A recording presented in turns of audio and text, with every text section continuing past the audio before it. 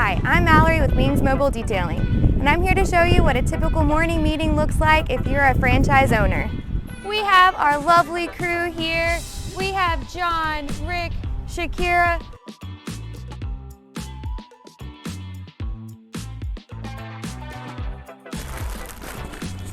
All right, so this is what we hand out during the team meetings, fragrances and thank you cards to leave at the client's house. So for every job, we actually give out one of these fragrances. It smells really good.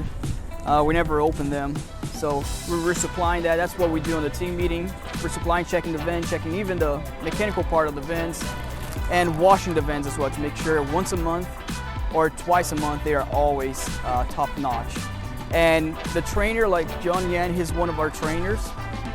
He will go with his trainee here and give the supervisor of the location the list of how the trainee is doing. So far, we don't have any trainees right now, but John is one of our trainers here. So we'll continue.